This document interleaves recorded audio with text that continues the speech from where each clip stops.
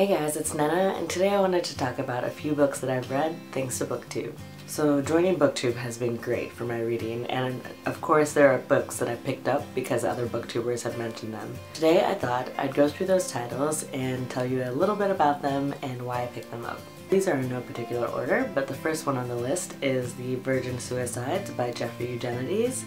And I think it was Katie who made me pick this one up. She was talking about it in one of her wrap-ups, I want to say, or she might have done a full review on it, and I was just like, that sounds really great and really interesting. So it's about 4 sisters who commit suicide.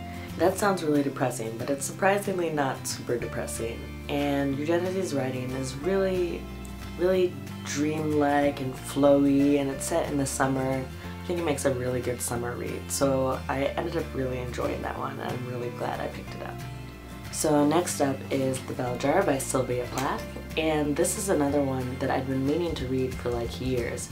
I'd almost picked it up 2 summers ago, but then I didn't, and I can't remember why not. But anyway, when Katie from Effusions of Wit talked about it last summer, I want to say, I was like, I really need to read that book. I read this as a buddy read with Sabrina from Segi. I thought it was a really interesting portrayal of mental illness. This young woman, Esther, is in New York City for the summer doing an internship at a magazine, and she's young and just trying to enjoy life, but she's also severely depressed. It was a really truthful portrayal of mental illness and a very important read, so I'm really glad I picked this up, and I'm really glad I read it with Sabrina. So I guess I'm going to keep going with the classics, because the next book I want to talk about is Rebecca by Daphne du Maurier. Love this book. It is excellent, and I'd heard, let's see, Lesley from Words of a Reader talk about it, and Mercedes from Mercy's Bookish Musings talk about it, and it just sounded so great. And it is. It's the bookmark. Hello, Strand bookmark. There you are. It's about a young woman who marries a recently widowed man. She's so excited to start a new life with this man, but she's kind of haunted by his first wife. So it's just really great.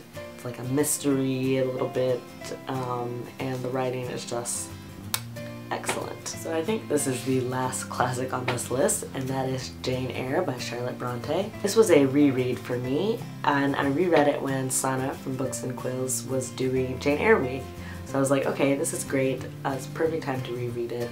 And she was doing a series of videos on her channel about Jane Eyre. I love the character of Jane. I love how strong she is and how she has her own principles and knows her own mind.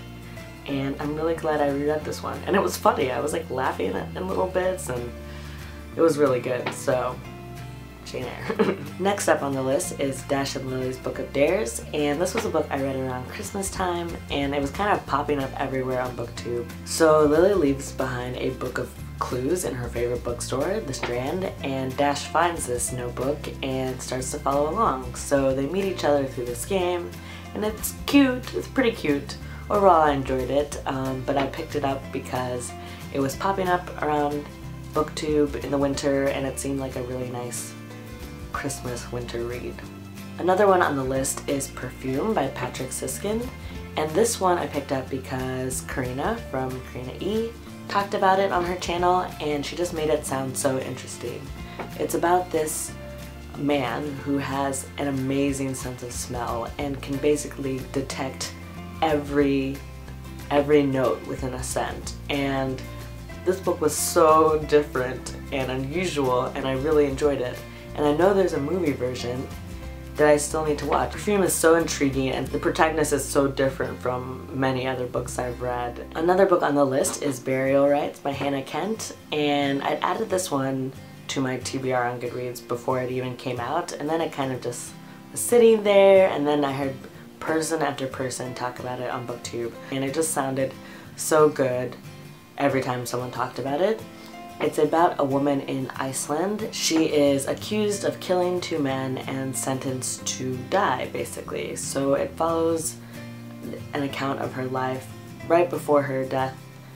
It goes back in time to the incident that happened, and also in the present time as she's waiting to hear her fate and die. It's beautifully written.